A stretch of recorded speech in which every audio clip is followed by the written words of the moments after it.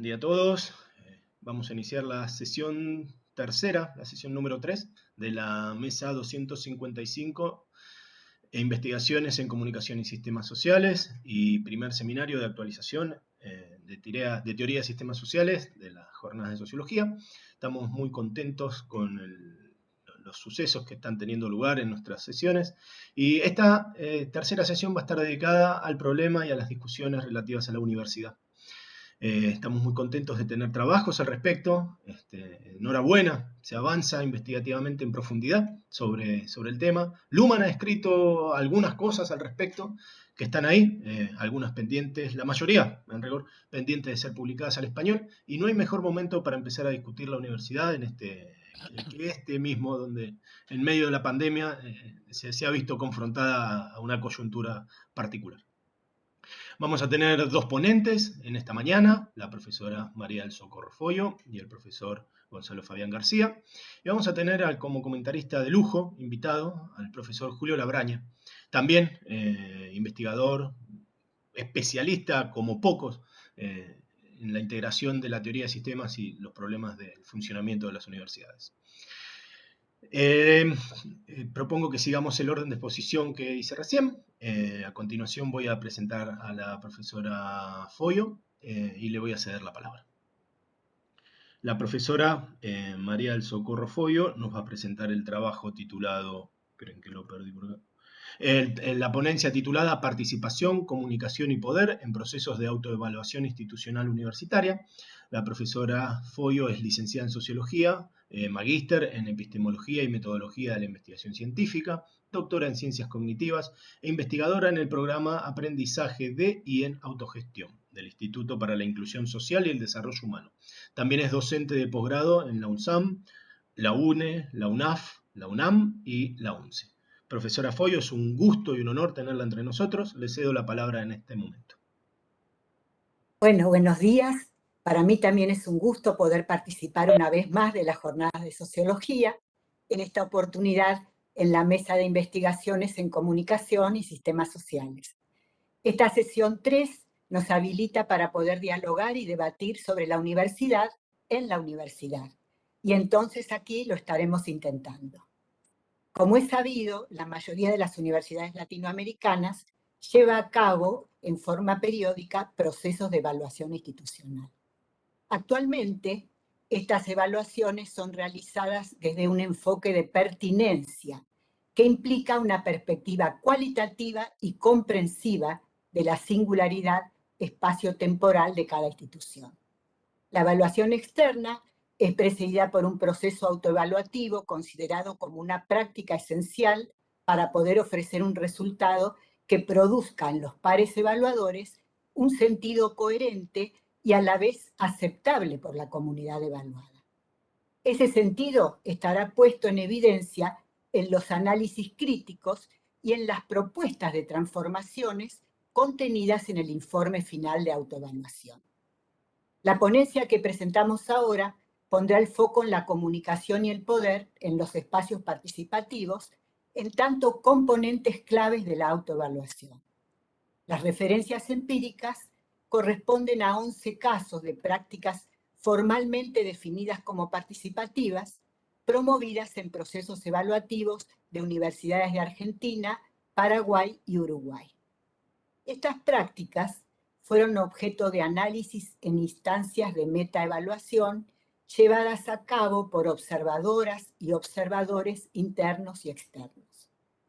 En los informes publicados por aquellas universidades, en los objetivos explícitos de la autoevaluación, se hace referencia a la necesidad de garantizar la existencia de condiciones de igualación entre actores con distinto poder material y simbólico, desde diferentes y hasta opuestas miradas, intereses y posiciones. El propósito es conferir legitimidad y autonomía a las actividades y a los resultados de los procesos evaluativos. Desde el nivel central de la universidad se procede a la creación de comisiones ad hoc, integradas por referentes de los claustros, facultades, departamentos y o áreas académicas y administrativas. Su función es llevar a cabo la coordinación operativa de las distintas fases de la autoevaluación. La planificación participativa para generar acuerdos en cuanto a metodología y criterios de evaluación, dimensiones de análisis e indicadores, técnicas para recoger información y actores a convocar en el transcurso del proceso, la búsqueda y el procesamiento de la información, la puesta a debate y su difusión, y la elaboración del informe final. En cuanto a la misión de las comisiones, esta se orienta a favorecer el intercambio de percepciones y de valoraciones múltiples sobre los resultados de las acciones realizadas por la universidad para cumplir con sus objetivos institucionales y la construcción consensuada de recomendaciones tendientes a introducir los cambios requeridos para el mejoramiento de la calidad institucional. En la ronda de intercambio inicial sobre expectativas propias de las observadoras y los observadores, se puso de manifiesto que en algunas de esas prácticas ocurre cierta pérdida del contenido democratizador que se contradice con el sentido esperado. Esta preocupación abrió dos preguntas. ¿Los dispositivos destinados a fomentar la participación tienden a concretar las propuestas de inclusión y pluralismo, o más bien funcionan como ámbitos guiados por una concepción subordinante de los poderes institucionales? Y la otra pregunta, ¿los actores involucrados están atados a las consignas instituidas o consiguen despegarse de la jerarquización?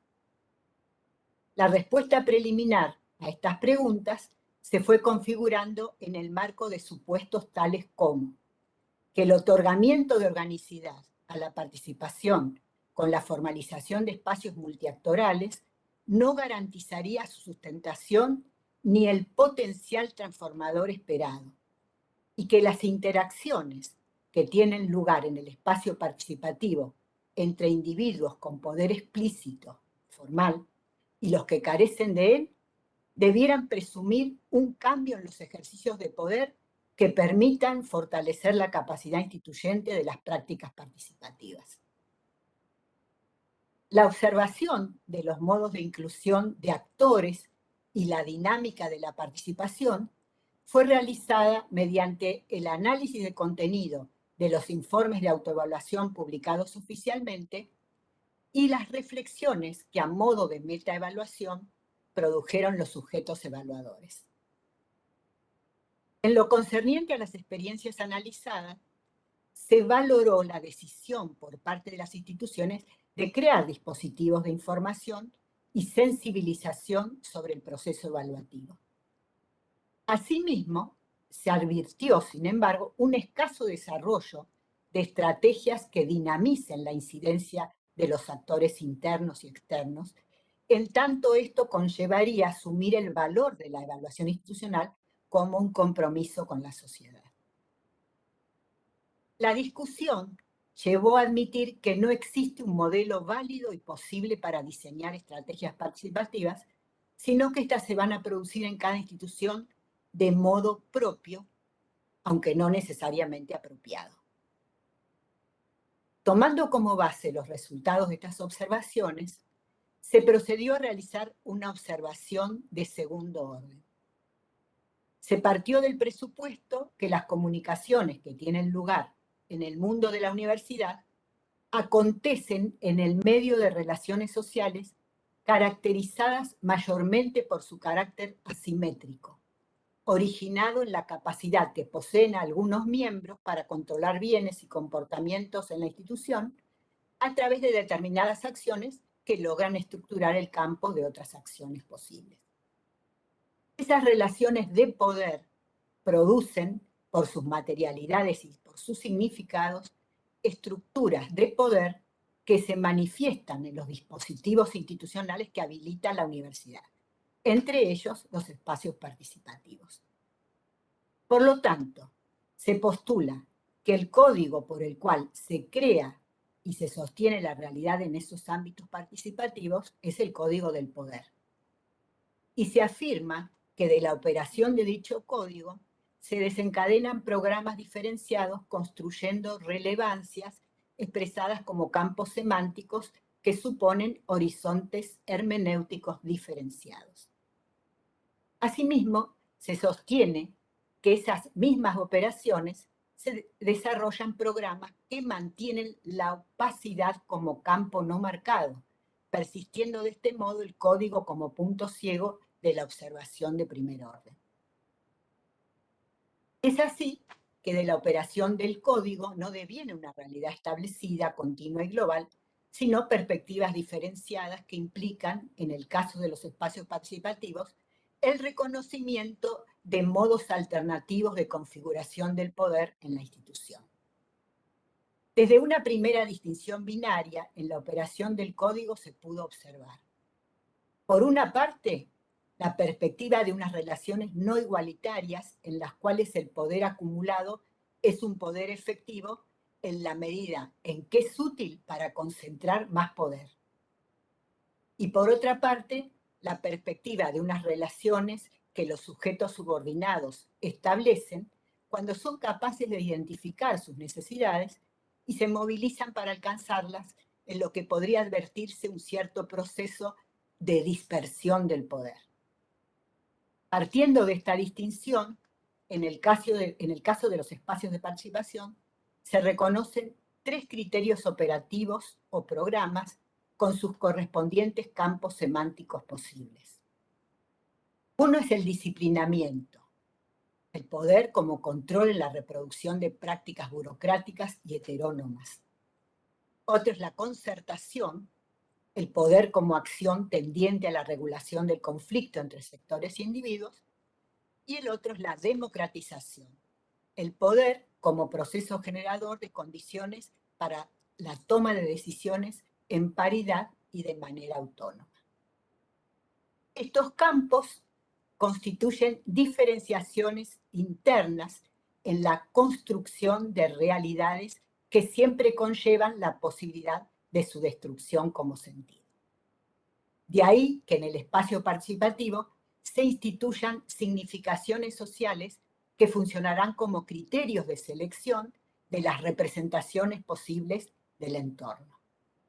Veamos ejemplos de los 3 criterios de selección según la reflexión de las y los autoevaluadores. El disciplinamiento, en tanto criterio referido por la significación del poder institucional como dispositivo reproductor de prácticas burocráticas y heterónomas. Los resultados publicados de la autoevaluación reflejan la visión particular de los equipos de gobierno y gestión política, al no haberse incorporado al proceso voces y miradas de los distintos sectores integrantes de la universidad, estudiantes de los distintos niveles, docentes y personal de apoyo académico, graduados y actores externos. En cuanto a la concertación como criterio referido por la significación del poder institucional como acción tendiente a la regulación del conflicto entre sectores e individuos, la estructura de organización por facultades, donde cada unidad académica está configurada desde sus propias prácticas, perspectivas epistemológicas, programas y proyectos y especificidades cooperativas, provoca dificultades para generar propuestas y acciones compartidas y abrir oportunidades para construir el sentido de identidad y pertenencia, prevaleciendo idiosincrasias y culturas particulares. Profesora Foyo, van 10 minutos. Bien, gracias. Un segundito que se me... Voy a conectar. Bueno, no fue mi intención interrumpir tan La profundamente. batería, perdón. Ahí va. Bueno, por último, la democratización como criterio referido a la significación del poder institucional en tanto proceso generador de condiciones para la toma de decisiones en paridad y de manera autónoma. Y aquí veíamos la consulta a actores internos y externos y la dinámica de construcción del producto mediante actividades de discusión y socialización de informes preliminares constituyen las bases de legitimación de la autoevaluación en la medida en que propician mayor cooperación y compromiso institucional que se traduce en el empleo de los informes para la definición de acciones planificadas institucionalmente y en la factibilidad de acordar un método homogéneo con indicadores consensuados, que permita evitar amesetamientos en la evaluación continua y en la planificación estratégica. Concluimos esta presentación considerando que poner en práctica los procesos de evaluación interna, pensándolos como instancias colectivas de producción de significaciones y sentidos en torno a lo evaluado, podría contribuir a la revisión crítica de la desintegración simbólica general que caracteriza a muchas de nuestras universidades. Asimismo, daría lugar al aprendizaje sobre la propia práctica, en la medida en que habilita la apropiación de los conocimientos construidos colaborativamente en el proceso por parte de las y los integrantes de la comunidad académica. Esto siempre y cuando se creen las condiciones que permitan el autoanálisis y la autorreflexión.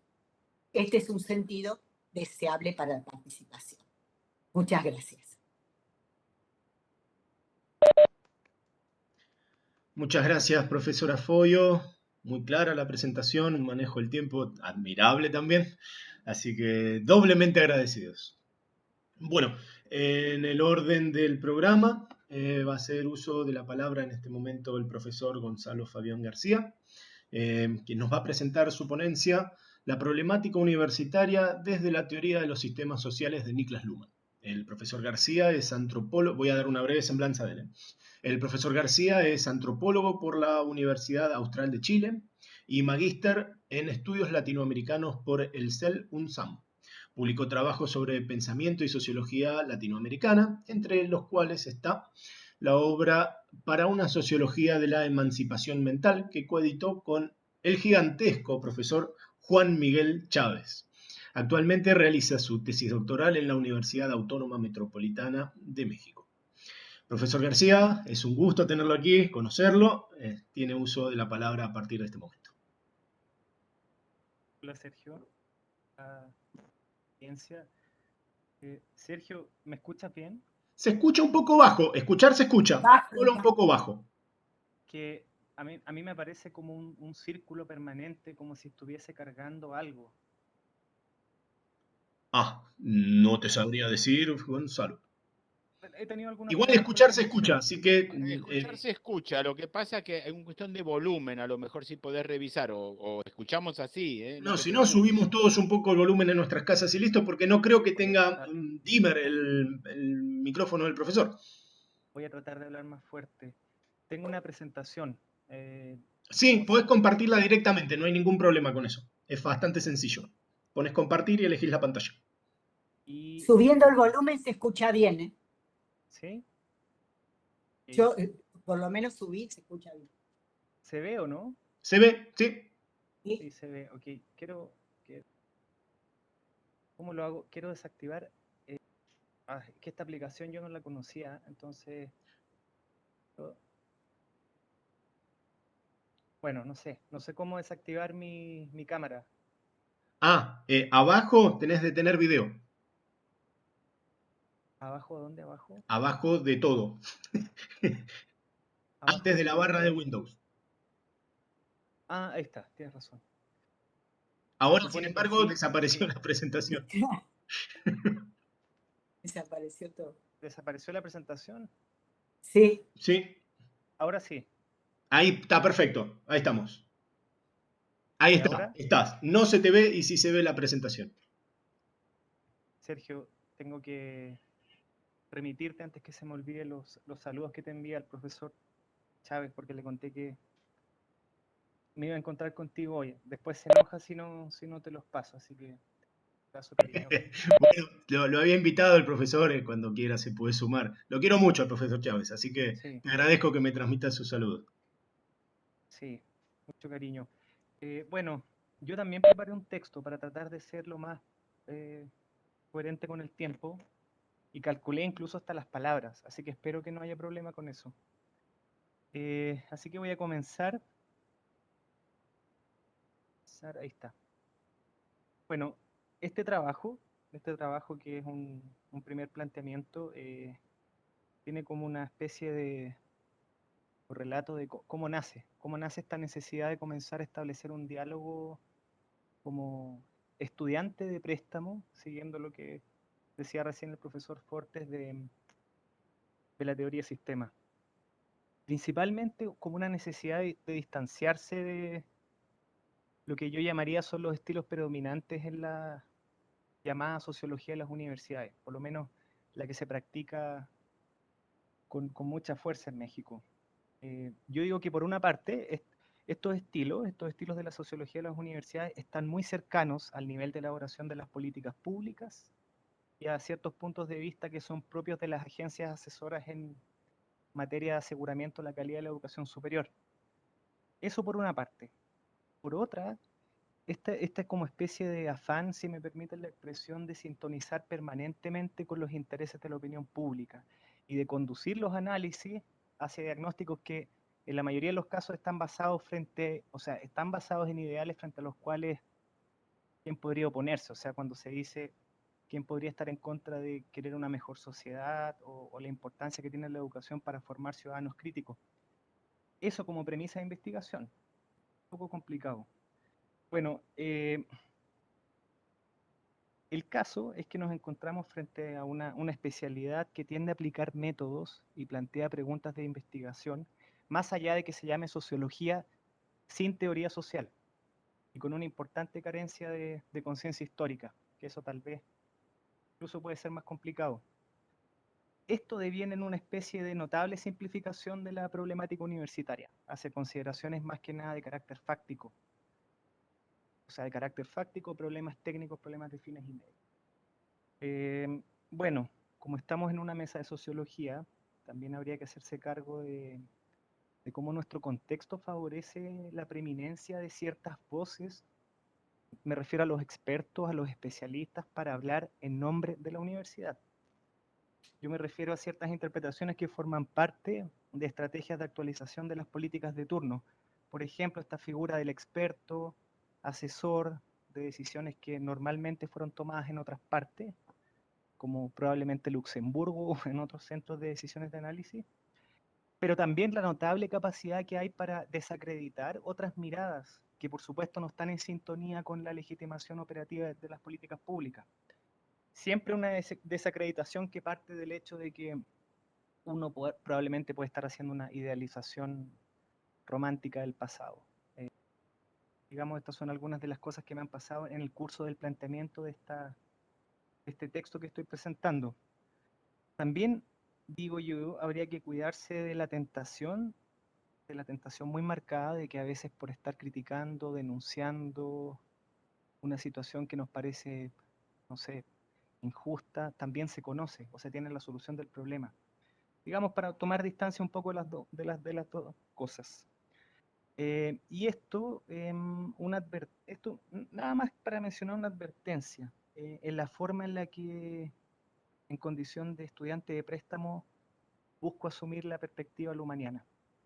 No precisamente como una sinopsis hipotético-deductiva, como si la teoría dictara los criterios para subsumir en este caso la dinámica del objeto de estudio, me refiero a la universidad.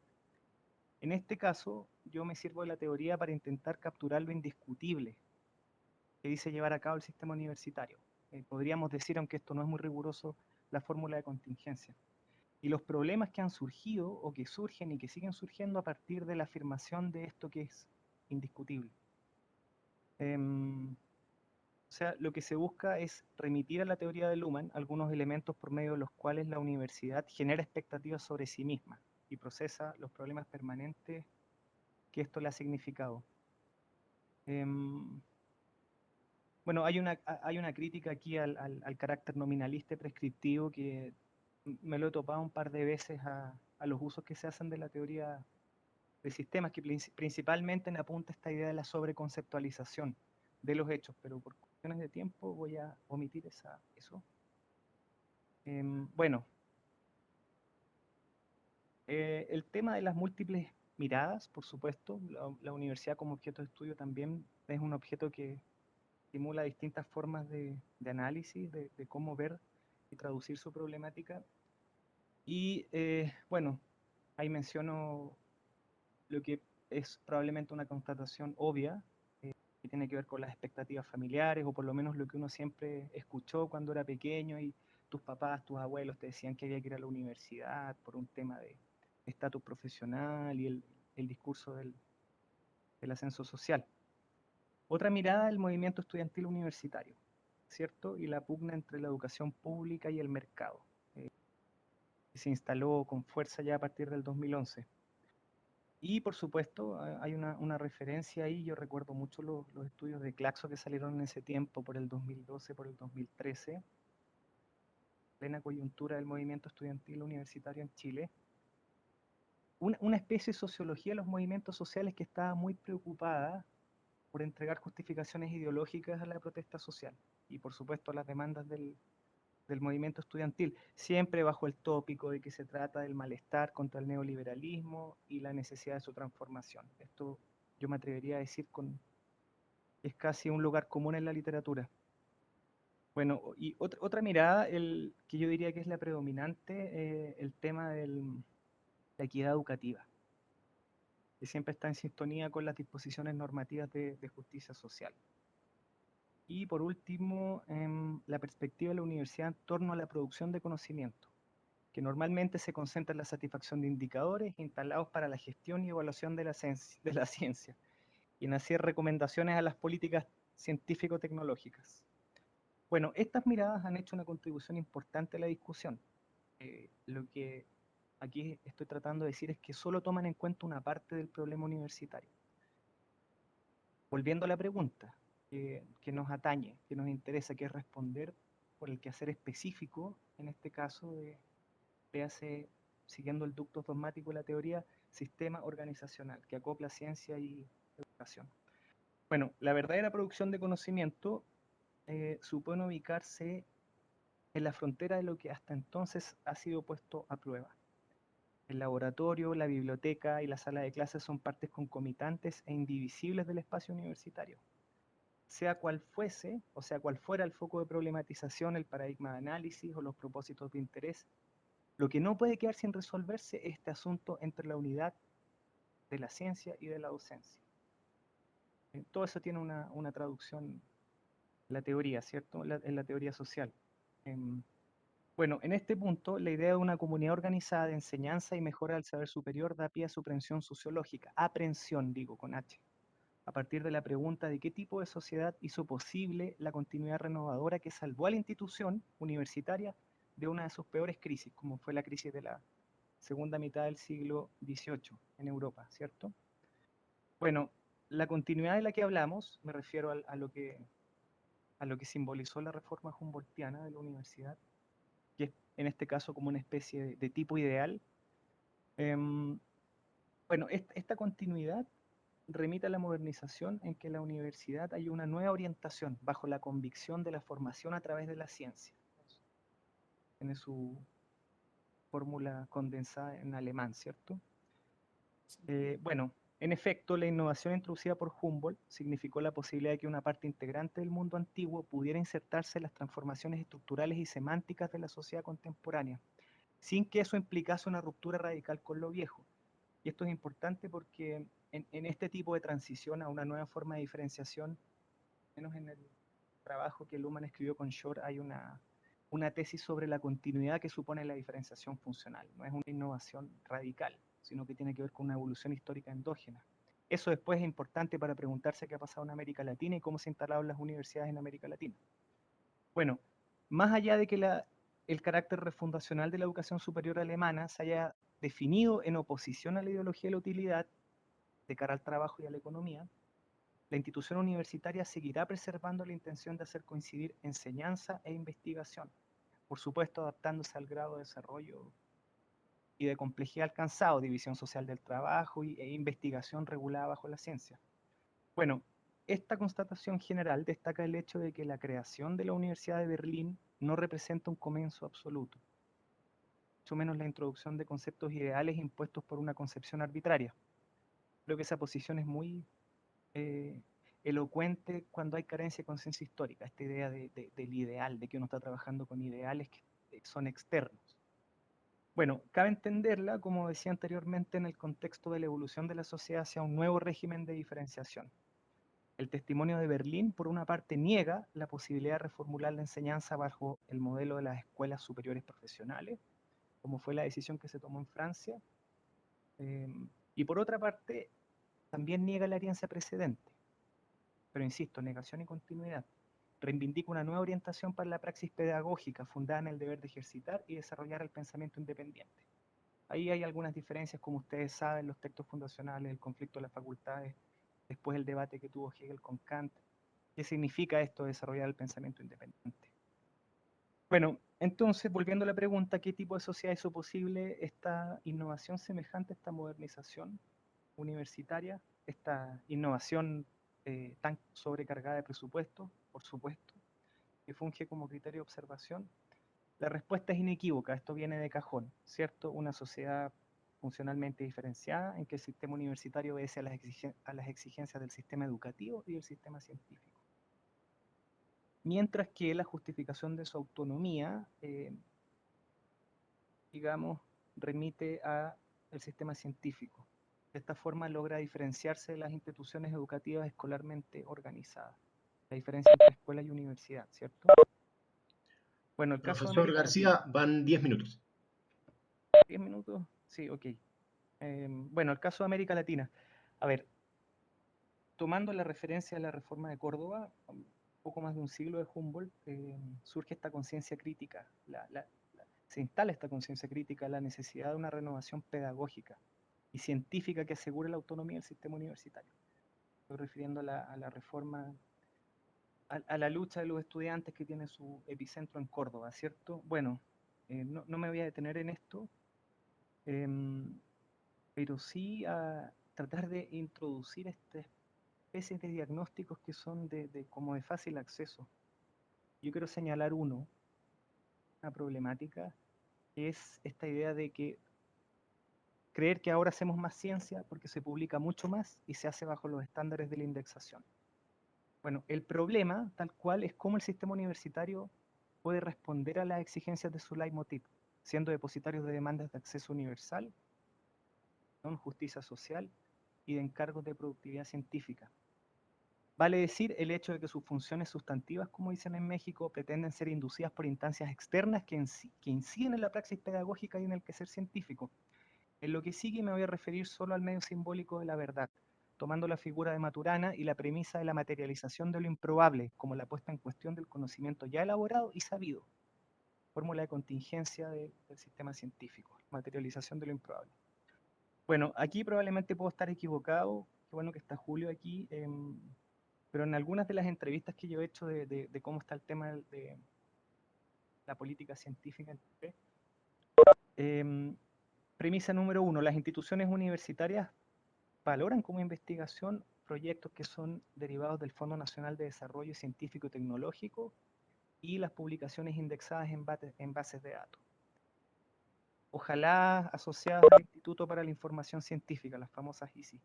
Bueno, estos son medios que garantizan la cotización de los currículum hoy, currículum académico, y en algunos casos implican incentivos económicos. Las universidades promueven este tipo de investigación. Bueno, y aquí viene el tema del profesor Maturana.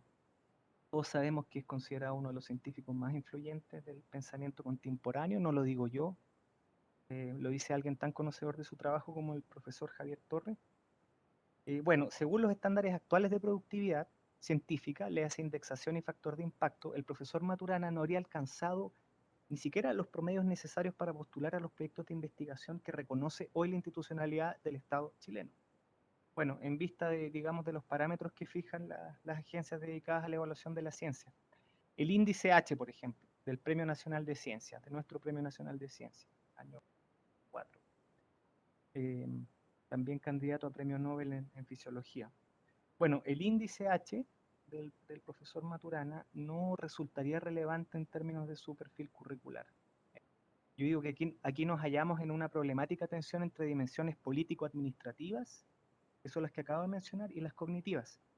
En muchos casos primando las primeras en desmedro de las segundas. Esta es una apreciación que yo tomo de los trabajos del profesor Chávez. Bueno, y quería mencionar otro caso de estudio, que es este informe que saca la UNESCO permanente sobre la cantidad de naciones. Bueno, destaca principalmente el caso de Chile. De hecho, Chile en los últimos años se ha posicionado como el país que más publica en términos de relación a la población, por supuesto. Sin embargo, una de las cosas que destaca es se publica mucho, pero no en lo que precisamente se llama la ciencia de umbral, los temas de ciencia de umbral, de la verdadera ciencia, digamos, según lo que nos dice la teoría. Léase inteligencia artificial, biomedicina, energía y medio ambiente. Yo digo que lo que está sucediendo en las ciencias exactas también podría trasladarse a las ciencias sociales, a nuestras disciplinas, y plantear una última sospecha. Esto como pregunta. Yo digo, ¿podría ser que el ingreso de criterios externos para dirimir el conocimiento científico contribuye al aumento de una productividad que no se traduce necesariamente en el progreso del conocimiento? Las ciencias sociales pueden refugiarse en la acumulación empírica de estudios de casos, ¿cierto? En la sofisticación del instrumental metodológico para salvar su pretensión de cientificidad. Esto yo creo que es una tendencia muy marcada, una especie de cosificación metodológica que termina reduciendo las teorías a marcos teóricos. Bueno, y así terminar sacrificando su impulso reflexivo, tal como lo entendió Luhmann, el de un saber que no se permite el lujo de aplicar métodos sin teoría social, que asume la tarea de la investigación como producción de inseguridad estructurada y que ofrece reflexiones relativizantes que registran las consecuencias de las transformaciones sociales, yo voy a decir presentadas bajo el cariz de la modernización, pero en dogmática sistémica, digamos, las transformaciones sociales o las consecuencias de las transformaciones sociales producto de la diferenciación funcional. Pero con eso sería un poco más cauto. Y bueno, lo dejaría ahí, Sergio.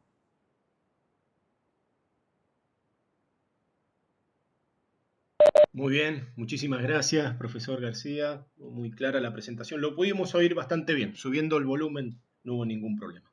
Ok, ¿y Bueno, ahora cómo puedo compartir esto? sí, fíjese que va a encontrar más o menos por el medio de la pantalla, cerca de donde tienen los visores de nuestras cámaras, debe haber una opción que dice Detener, detener, compartir. Ahí compartir. Ahí está. está, perfecto. Sí, sí. Ok, gracias. No, faltaba más. Bueno, en la continuidad de nuestro programa tenemos un comentarista de lujo para las ponencias que nos acaban de presentar la profesora Foyo y el profesor García, que es ni más ni menos que el profesor Julio Labraña. Voy a dar una breve presentación de él, una breve semblanza que la tengo por acá. Ahí va. Ahí está. El profesor Julio Labraña, bienvenido a esta sesión. Es filósofo y doctor por la Universität Witten de Alemania. Es licenciado en Sociología por la Universidad de Concepción y magíster en Análisis Sistémico Aplicado a la Sociedad por la Universidad de Chile. Es académico de la Facultad de Educación y Humanidades de la Universidad de Tarapacá, en Chile. Es miembro de diferentes núcleos de investigación y redes nacionales e internacionales vinculadas con el estudio de las instituciones de educación superior. Su análisis se centra en teoría de sistemas y educación superior. Bueno, lo convocamos al profesor Labraña para que haga una breve devolución de entre 5 y 10 minutos sobre los trabajos, que ofrezca sus impresiones sobre las exposiciones y que les plantee a los autores, al autor y a la autora en este caso, algunos elementos en forma de preguntas para iniciar el espacio de debate. Profesor Labraña, le cedo el uso de la palabra en este momento. Muchas gracias. Y por cierto, muchas gracias de nuevo por la invitación. Ya, me voy a poner tiempo para cumplir. Muy interesantes ambas presentaciones, profesora Foyo, profesor García. Quisiera hacerles tres preguntas en conjunto, que creo que a pesar de las diferencias de foco que tienen, fueron en una dirección similar en su análisis de la universidad como organización desde la teoría de sistemas sociales. Primero, me parece que en ambas presentaciones hay un análisis en términos de cómo sistemas externos influyen dentro de la organización universitaria. En el caso de la profesora Foyo está la cuestión de los procesos de autoevaluación institucional por lo general son influidos por una demanda externa de rendición de cuentas, de procesos de acreditación, de instalación de sistemas de aseguramiento de la calidad y así. En el caso del profesor García, en instancia tematizó otra forma de evaluación externa sobre estos sistemas, que son los sistemas de evaluación de la productividad científica. Entonces me parece que está en ambos casos, relacionándolo con la teoría de la intervención, está la pregunta de cómo un sistema clausurado operativamente reacciona a partir de sus propias lógicas a estos intentos de control externo. Cómo la participación, por una parte, se altera producto o se configura producto de dicha tensión y cómo las actividades académicas de investigación se reorientan en este nuevo escenario. Luego, otra pregunta que me parece que comparten es la cuestión de qué es una universidad. Por ejemplo, la profesora fue por la vía de la universidad, es una institución que hace educación, ciencia, pero en el que, en procesos de participación, el medio del poder es particularmente relevante. Luego, el profesor fue por la vía más clásica de Luhmann. La universidad es una organización que hace docencia e investigación. Esto nos lleva a una cuestión de que parece que esta institución es una organización en el sentido de Andersen polifónica. No es como un banco, que es solamente una lógica económica, no es como un hospital, en que hay una clara primacía de una lógica del sistema de la salud, y no es como la escuela, en que la educación prima absolutamente. Son organizaciones en que distintas lógicas, distintos medios de comunicación simbólicamente generalizados entran entre sí. Acá quiero hacer un comentario, sin embargo, es correcto. Luhmann plantea la cuestión de la universidad como un acoplamiento estructural en una organización que es producto de un acoplamiento estructural entre el sistema de la educación y el sistema de la ciencia. Pero quisiera invitarlo a pensar, siguiendo lo que planteaba la profesora, en qué medida otros medios simbólicamente generalizados influyen acá.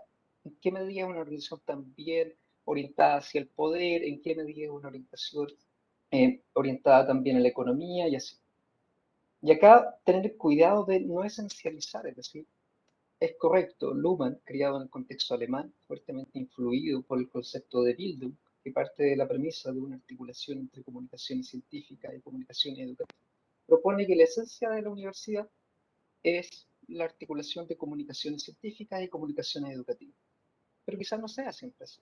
Quizás esa sea una formulación específicamente alemana, europea, y en el contexto latinoamericano, la cuestión, por ejemplo, de la reforma de Córdoba y el ideal de la universidad comprometida, y la cuestión de la politización o la expectativa de politización de las universidades sea más relevante. O por otro caso, en el escenario actual, de la mano de la creación de nuevas universidades que derechamente no hacen investigación.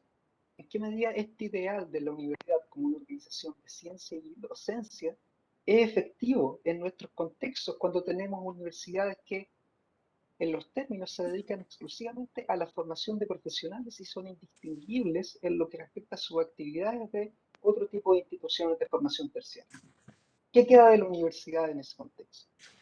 Luego, y finalmente la tercera pregunta se relaciona con lo anterior. De nuevo, para ambos, es la cuestión de, Luhmann plantea la cuestión de un problema, parte de la lógica de un problema, y a partir de ahí analiza cómo se está avanzando en su solución. ¿Cuál es el problema que resuelve la universidad en este contexto? Parece que ya no es la articulación de ciencia y docencia, porque ¿qué es lo que encontramos hoy en día? Un creciente proceso de especialización en esos aspectos. La mejor ciencia, como señalaba el profesor, no se realiza en las universidades, sino que se realiza en institutos, en centros de investigación, en laboratorios que funcionan externamente a la universidad y que no informan a la docencia que tiene lugar en esto. Lo mismo pasa por el ámbito de la docencia. Parece que la docencia no es exclusivo de la universidad, la docencia a nivel terciario, sino que desde la década de 60, 70, hay una proliferación de otras alternativas de formación terciaria ajenas a la universidad. En este contexto parece que la universidad cada vez tiene un poco más restringido su ámbito de acción y se convierte en una institución profesionalizante en primer lugar. Y acá lo que les quiero invitar a reflexionar es la promesa de la universidad en el contexto de amplia valoración de su función profesionalizante es que los grados que ésta ofrece van asociados a una oportunidad de movilidad social. La promesa de mérito, la mayoría de los y las estudiantes hoy día ingresan a la educación superior para obtener un título y después tener una inserción económica, tener un mayor bienestar, etc. ¿Qué ocurre? Como está empezando a ocurrir, cuando cada vez creemos menos o hay menos confianza en la capacidad de la universidad de cumplir con esa promesa. ¿Qué pasa cuando una institución ya no puede satisfacer la función o las expectativas con las cuales la sociedad demanda de él? Y si es que ustedes ven este diagnóstico así, si es que creen que se puede resolver cambiando un nuevo referente normativo de la institución, comprendiendo su rol de otra manera, etc. Eso, como incentivo a la discusión, y de nuevo, felicitaciones por las interesantes presentaciones.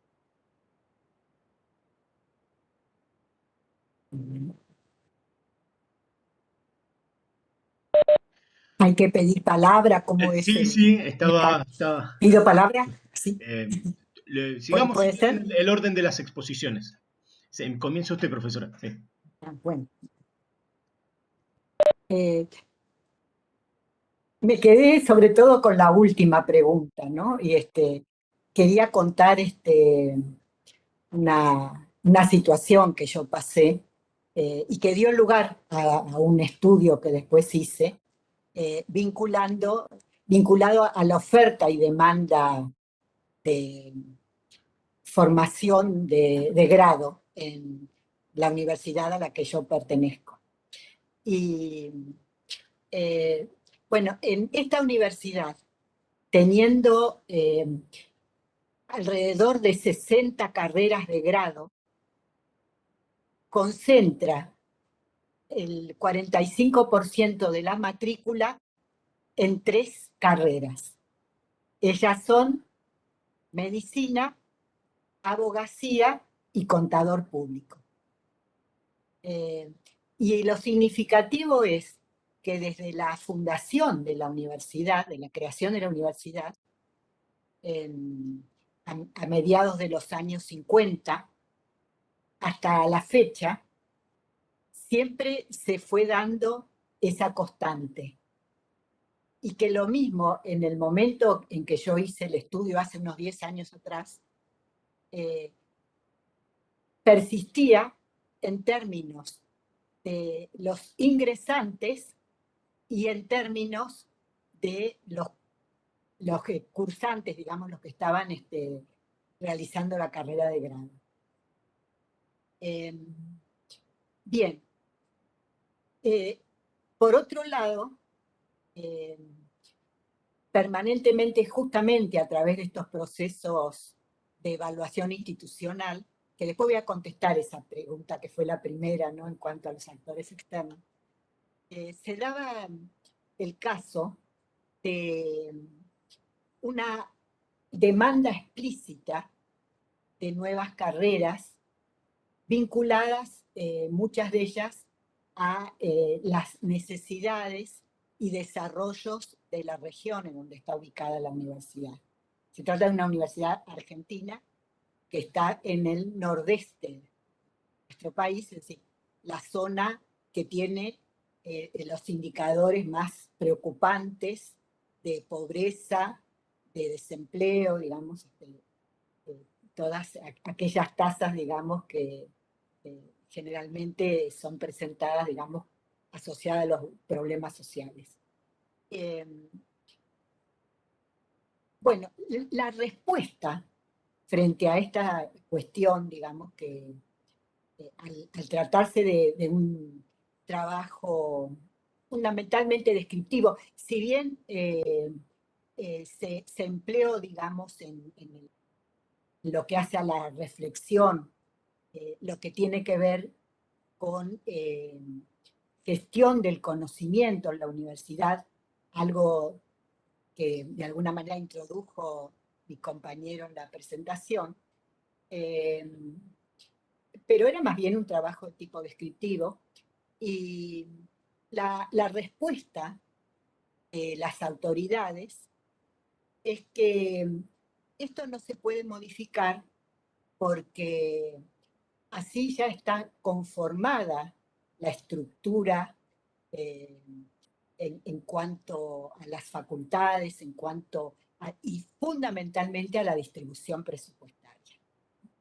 Entonces, ahí entran esos elementos, ¿no es cierto? Es decir, por un lado, ¿cómo hacemos con el mismo presupuesto si tenemos que restar fondos a determinada carrera o a determinada unidad académica para trasladarla a otro. Pero también la cuestión que entraba en juego ahí era el poder que tienen esas carreras en términos de los colegios profesionales, en términos de la sociedad global, ¿no? Por así llamarla, digamos, regional. De manera tal que la respuesta fue absolutamente negativa, es decir, y sigue exactamente la misma tendencia.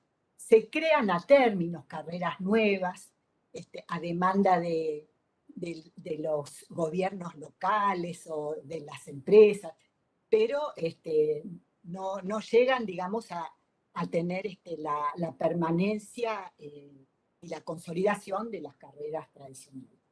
Y por otro lado, es decir, también como resultado de los procesos de autoevaluación, aparece justamente la necesidad de la diversificación en cuanto a consejo, en este caso el Consejo Superior y los consejos directivos de las unidades académicas, incluyendo actores externos, que no necesariamente tienen una función, digamos, vinculante, pero sí de manera tal de poder emitir opinión, elaborar propuestas. Y la respuesta fue, no estamos preparados para esto, ¿cierto? Entonces, no quiero extenderme más porque si no le resto el tiempo a mi compañero, pero de alguna manera lo que aparece claramente son las contradicciones, las diferenciaciones, es decir, todo aquello que más allá de las buenas intenciones, lo políticamente correcto, lo que plantean las agencias evaluadoras, etcétera, aparece, digamos, en conflicto con la forma en que se gestiona, digamos, la universidad y se sigue, digamos, manteniendo tradiciones muy difíciles de resolver, de medida que son problemas, y concuerdo con esto del acoplamiento, digamos, lo que Pedro Croce llamaba el acoplamiento laxo, ¿no es cierto? Pero ese acoplamiento laxo que permite justamente mantener las estructuras. Porque ahí está la cuestión, es decir, ese juego como sigue, digamos, manteniéndose a pesar de las buenas intenciones y del peso de los evaluadores externos. Muchas gracias, profesora. Aprovecho para darle la bienvenida al querido profesor Fernando Robles. Bienvenido, Fernando. Un abrazo a la distancia. Le cedo la palabra ahora al profesor García, que estaba por responder. Gracias. Hola, Julio, gracias por las preguntas. ¿Se escucha o no? Sí. Más o menos. Algo. Bajo, así que volvamos a subir los volúmenes, Pero así lo ¿por qué se escuchamos bien escucha a Gonzalo. Qué raro que se escuche bajo. Y eso que tengo un micrófono especial para esta situación. Pero bueno. Si desconectás el micrófono, por ahí es el micrófono el problema. Es que lo que pasa es que tengo una bebé acá que está llorando y se supone que este micrófono es direccionado. El entorno a veces hace cosas muy destructivas. Bueno. Y para eso lo adquirí. Bueno, sí, yo planteaba esta cuestión casi como metodológica de cómo la teoría nos permite capturar una cuestión que necesita transformarse en un concepto histórico, más allá del devenir histórico. Si uno repasa la historia de las universidades europeas desde el medioevo hasta la Universidad Humboldtiana, pero con la curiosa, no con el curioso en realidad, como toda pretensión sociológica, el tipo ideal en realidad no es un ideal arbitrario. O sea, el ejercicio es tomar esta conceptualización para ver qué está pasando, para definir el problema universitario y salirse un poco de esta reducción a las políticas públicas y esta semántica de la equidad, de la justicia social, de la movilidad. Por ejemplo, ahora la nueva constitución, o sea, la nueva ley de educación superior en México consagra eso, la educación superior como derecho humano.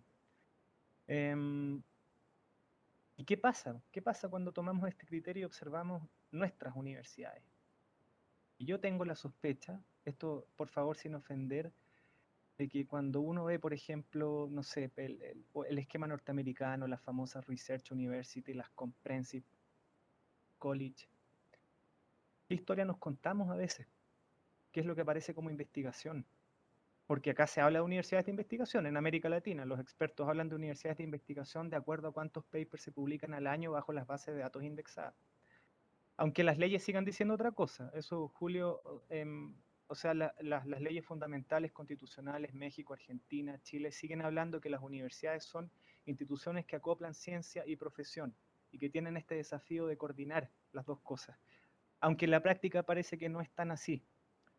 Y ahí también está la discusión de cómo definimos investigación. Yo creo que el criterio de investigación a través de las publicaciones o tales que son los valorados hoy por la institucionalidad quizás no sea suficiente. Yo, por ejemplo, prefiero trabajar investigación en tres sentidos. Por ejemplo, investigación en la sala de clase. En el texto ahí había una reseña de Ortega y Gasset. El seminario, por ejemplo. La materialización de lo improbable puede ser otra definición.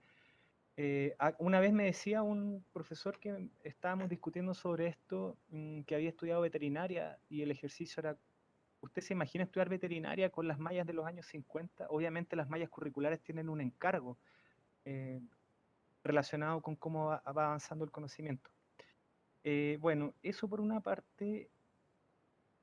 Y aquí lo otro que habíamos conversado es que lo que pasa es que bueno, el profesor Chávez no tiene publicaciones sobre su tesis de la modernidad inducida, así como tesis, pero es una cuestión que yo he ido escuchando muchas veces en sus clases, conozco algunos de los borradores, pero yo creo que la tesis de la modernidad inducida aquí nos sirve para explicar algunas cosas relacionadas con el tipo de diferenciación funcional, ¿cierto? Que que se asume en América Latina. Ahí también están los aportes de Aldo, ¿cierto? La distinción que toma de Wilke, concéntrica, policéntrica.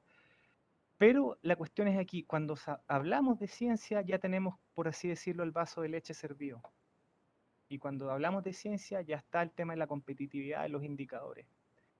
Y digamos, lo que asume en este caso el sistema político es como, a ver, tratar de crear eso, cuando la ciencia es un acto cognitivo esencialmente.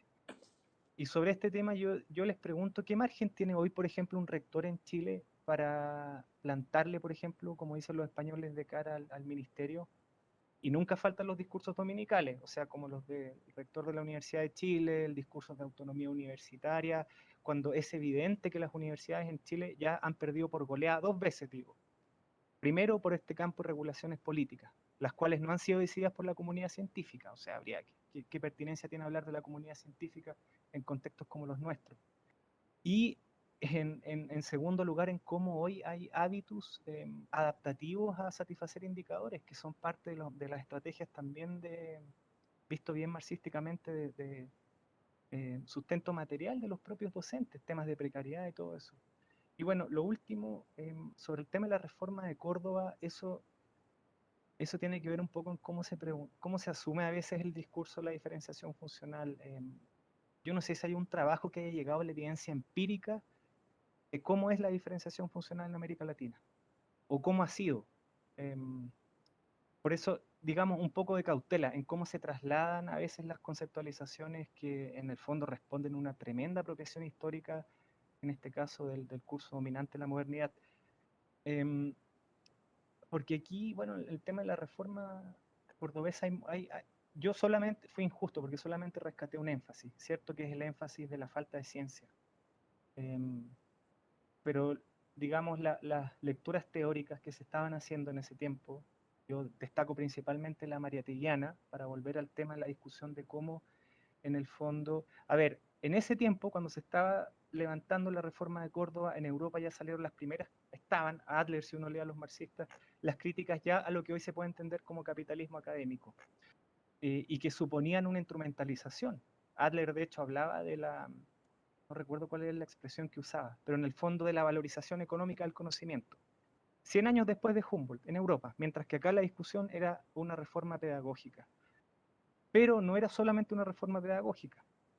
En esto Mariátegui es bien claro en decir, a ver, la instrumentalización supone el despliegue de las lógicas de la modernidad. En este caso, no es diferenciación funcional, por supuesto, es modo de producción capitalista. Por eso decía, en el fondo, la reforma no va a cambiar nada si no se cambia el sustento sociológico. O si no, esto va a ser simulacro permanente. Vamos a copiar, copiar, y resulta que cuando copiamos nos damos cuenta que la copia no rinde como rinden los países de donde viene. ¿Qué más podríamos decir?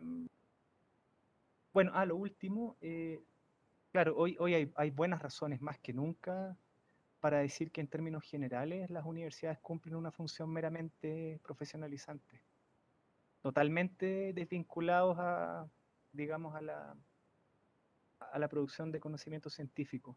Más bien, yo recuerdo que no recuerdo quién, pero bueno, esta idea de producción versus reproducción. Bueno, una institución puede, por supuesto, pretender ser solo docente.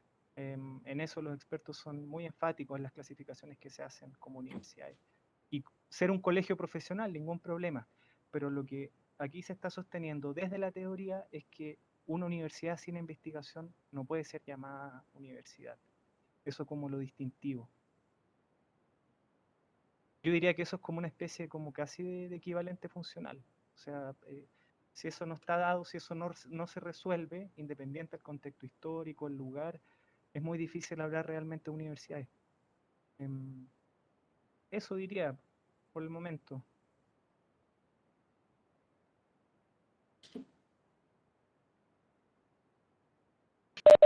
Muy bien, gracias profesor García, gracias profesora Foyo por sus intervenciones. Bueno, no sé Julio si tenés alguna pregunta, si no, abrimos a consultas al público en general. Tenemos 10 minutos para conversar un rato más. Solamente agradecerles a ambos, muy interesante cómo respondieron a esto. Y después que si pueden abordarlo de nuevo en el transcurso de otras preguntas que van a subir. La primera, es decir, cómo la evaluación externa, tanto en términos de acreditación, de incentivo a la autoevaluación y tanto en términos de indicadores, creen que afecta a la universidad. Porque acá obviamente uno puede considerar distintas posibilidades, que la altera significativamente o que la altera de una manera ritualísticamente, como lo argumenta el institucionalismo, que dice que hay una intervención, pero solamente a nivel de directivas, pero que la interacción educativa no cambia realmente. Que hay una cuestión más simbólica de adaptación en ese sentido. ¿Qué tanto cambia la universidad producto de estas presiones externas como organización? Eso, pero es muy breve, así que yo acumularía más preguntas, por cierto. Muy bien, había pedido la palabra el profesor Forte. Bueno, un gusto verte, María, ¿no? Nos vimos hace años en un concurso en Entre Ríos. No nos volvimos a ver más, pero bueno, somos muy amigos en Facebook, nos pasamos atardeceres, amaneceres, lunas y demás. Bueno, un gusto verte, ¿eh? Y un gusto escuchar, por supuesto, las ponencias tanto de María del Socorro como la de Gonzalo, y la hermosa intervención de Julio Labraña, que como vienen las cosas, como dijimos hace un rato, son verdaderas ponencias, ¿no? Los comentarios, lo cual hace de la dinámica tan buena que está tomando esto. Yo voy a hacer una reflexión y una pregunta a María, fundamentalmente. Digamos, yo creo que la academia, digamos, como formato, es el mal ejemplo de todo, ¿no? Es decir, es el ejemplo típico de alienación, es el ejemplo típico de autoexplotación y es el ejemplo típico de autoinmunidad de los sistemas, ¿no? Digo, es decir, ¿qué es lo que quiero decir con esto? Que hay un libro de Dubet muy bueno que dice, no nos gustan las desigualdades, pero hacemos todo lo contrario, digamos, ¿no? ¿Por qué hacemos todo lo contrario si las desigualdades no nos gustan? Y es un poco el atolladero en la que nos encontramos los profesores, las profesoras, que estamos más o menos en los finales de la cosa, digamos, ¿no? Cuando termina un pibe de cursar la materia y dice, yo quiero hacer la carrera académica, ¿cómo hago? No tengo la menor idea, le tenés que decir. Claro, porque no tengo la menor idea, más allá de una forma medieval. Esto es, hacete amigo, y ya vamos a ver, en algún momento te puedo enganchar.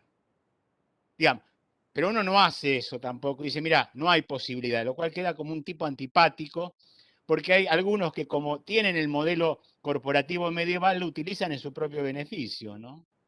Entonces, esto que a mí me conmovió lo tuyo, María, porque yo creo que es tal cual, ¿no? La reproducción de una desigualdad y una asimetría que se alienta en el mismo, o sea, en el pedido de ese alumno y en el 90% de ad honorem de la universidad, se legitima un sistema perverso, pero se legitima en la masa, digamos. Las mismas personas, en su práctica, aceptan la reproducción, aunque sean militantes de la izquierda, digamos, ¿no? Yo soy un trotskista de primera, pero acepto ser un docente feudal, digamos, ¿no? Un poco esto. Bueno, no sé si esta es una Perdón, te reflexión y es una interrumpo, Miguel. pregunta. Te interrumpo, Miguel, ¿Eh? porque es probable que la realidad de los ad honorem de nuestra universidad no tenga parangón en otro lugar del mundo, te diría. Bueno, pero lo Comenta digo brevemente qué significa los ad honorem. gratis, trabaja gratis. Sí, pero hay aproximadamente... ¿Cuántos docentes fue la última, en Creo el que el último censo? ¿Cuántos 90%, docentes hay en esa 90%, situación? 90, ¿no? 90% creo en la Universidad de Buenos Aires, me parece. No, tanto no creo, Creo que pero sí. sí es muy alto. Dentro del plantel docente de nuestra universidad, particularmente de nuestras facultades, esto es ciencias sociales y alguna que otra, digamos, del ámbito de las humanidades, Yo no sé si no es por ahí. que Bueno, se María padece del... esa precarización laboral, donde se trabaja Bueno, lo que gratis. te pregunto, María, es ¿cómo se resuelve esto? Porque, ¿no? ¿Cómo hacemos para cambiar el formato de inicio? Decirle a los alumnos, mira, acá muchachos, la cosa es así, hay que cambiarla, digamos. De entrada tendría que decirle eso, ¿no? Mirá, yo creo, no sé decirte cómo se resuelve, es futurología. Eh, con respecto a los ad honorem, por ejemplo, es decir, lo que sería la autoexplotación, ¿no? Es decir, y que por eso está muy relacionada con la, como habías planteado vos, alienación, porque efectivamente no lo aceptamos, digamos, o se crea la falsa conciencia, por así decirlo. Hay, digamos, una permanente reivindicación por parte de los sindicatos.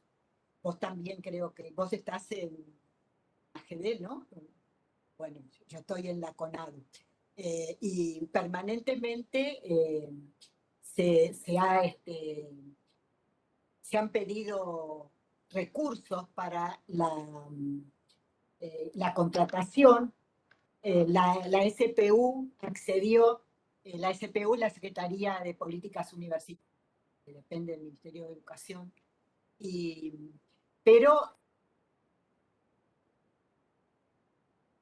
que obedece, como decía acá nuestro compañero, a cuestiones de política pública, si no es una decisión para nada de la universidad, sino todo lo contrario.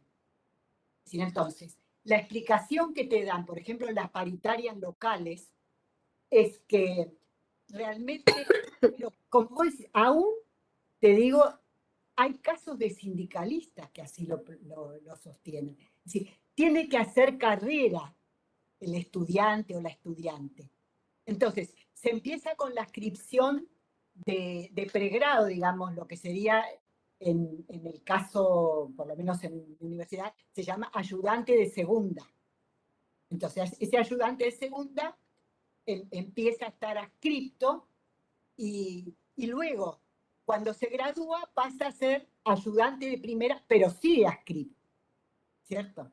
Es decir, que es el mismo sistema que del honorario o del ad honorem de la UBA. Si nosotros llamamos adscripto. Pero que se supone que la adscripción es como un paso lógico, digamos, para luego acumular antecedentes y poder concursar, entrar, digamos, la planta. De todos modos, antes de entrar como regular, tenés que pasar por el interinato. Es decir, es muy raro que puedas entrar como regular. Y los concursos, sabemos que muchas veces, digamos, ¿cómo se llama? Pariente cientenado, como se decía. Es decir, no necesariamente son transparentes. Es decir, habría que hacer también una crítica con respecto a carrera docente. No sé si la UBA tiene carrera docente, sí también, ¿no? Es decir, la posibilidad de mantenerte estable en el cargo, pero Relativamente, sí. por eso, pero no todos lo logran. Es decir, entonces, estas cuestiones, es decir, implicarían una posibilidad efectiva de cambio, digamos, en las concepciones del poder, lo cual evidentemente no ocurre, ¿no?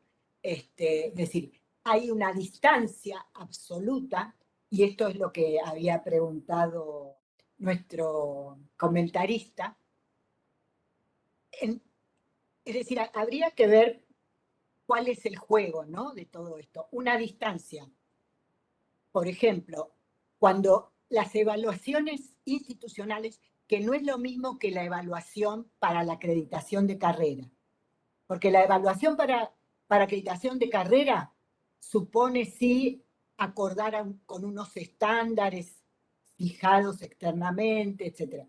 En cambio, la evaluación institucional, este modelo, digamos, de pertinencia, implicaría tener en cuenta, digamos, la propia evolución, el propio desarrollo de cada universidad.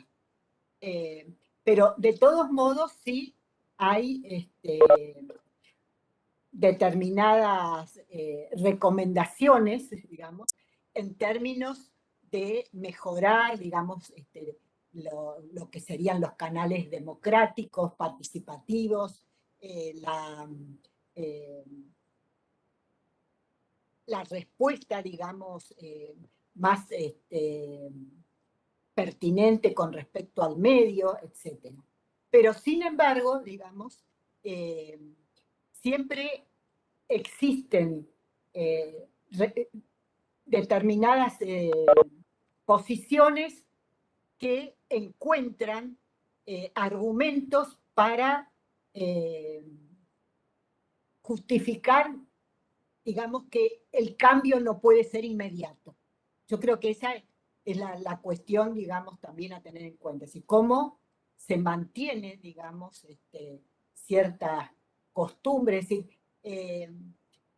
evidentemente no es muy lumaniano hablar de cultura institucional, pero bueno, yo lo voy a introducir igual, que está muy arraigada, ¿no? Es decir, y si bien aparecen, digamos, ciertos resquicios por los bordes o por el fondo, no se logra porque es lo que decía Miguel, es decir, persiste la autoexplotación, la alienación, es decir, tal cual, es decir, vos ves los militantes más cuestionadores, igual están en el programa de incentivos, están en las distintas,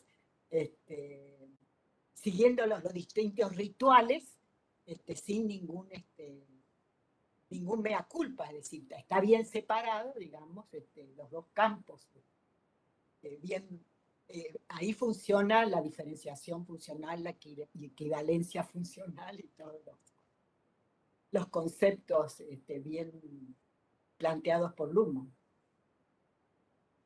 Bueno, Gracias, no sé. María. Muchas Para gracias, mí me profesora. contestaste fenómeno. Bueno, profesor Bueno, García, si quiere, le cedemos los últimos minutos y cerramos la sesión. Sí, no hay otra pregunta, ¿cierto? No, no hay repregunta. Hubo un comentario del profesor Labraña y bueno. Sí, estaba pensando en lo que... si la niña quiere decir algo, puede hacerlo. ¿Se ve? Ah, sí, Si se la ve. niña quiere decir algo, puede hacerlo, digo. Sí. A veces toma el micrófono y todo. No, es que estaba pensando en lo que preguntó Julio y podríamos también entrar a evaluar no solamente lo que está ocurriendo con el tema de la productividad científica, cómo se intenta inducir en este caso una función que en realidad tiene que emerger como parte de la lógica operativa del propio sistema. Pero ¿qué está pasando en el ámbito de la enseñanza y de la docencia? por ejemplo, las universidades chilenas con las políticas de acreditación y toda la iniciativa de didactización de la docencia, enfrentándose al problema de, esto yo, por ejemplo, lo he hallado mucho en algunas de las entrevistas que he hecho en la literatura especializada, de cómo hoy las universidades han ingresado por un tema de presión social, toda esta serie de propedéuticos. Bueno, el esfuerzo de la Universidad Humboldtiana fue sacar de eso, sacar los propedéuticos, sacar la escuela de la universidad, el gran ideal. Para no ser injusto y hablar todo en términos de lo que está ocurriendo en el tema de la investigación. Porque, insisto, a ver, cuando uno ve cómo se trabaja, no sé, los Max Planck, por ejemplo, aunque ya no es tan como antes, y uno ve cómo se hace investigación en nuestros contextos, yo tengo serias dudas si a qué es lo que nosotros le decimos investigación. Insisto, esto sin insultar a nadie, por supuesto. Yo también soy parte de este tipo de esto. Pero eso también, yo me he encontrado que esto también tiene un problema, o sea, esto también atiende un problema. Me lo decía un colega español, en España también es muy fuerte el asunto de la presión de la burocracia, de la productividad académica. Me decía, él usaba un concepto de descaudillizar, digamos, cómo los indicadores permitió descaudillizar la universidad. O sea, como viéndolo en dialéctica marxista, genera consecuencias, como por ejemplo dejar a un Maturana fuera de la política, porque no tiene currículum, no tiene índice H, pero también trató de hacerse cargo de un problema real. Eso diría. Bueno, muy buena la sesión dedicada a universidad. Los aplaudo a los ponentes y a la profesora Foyo y al profesor García. Muchísimas gracias, profesor Larbraña, por su notable intervención. Bueno, voy a detener la grabación en este momento. Aguárdenme un segundito.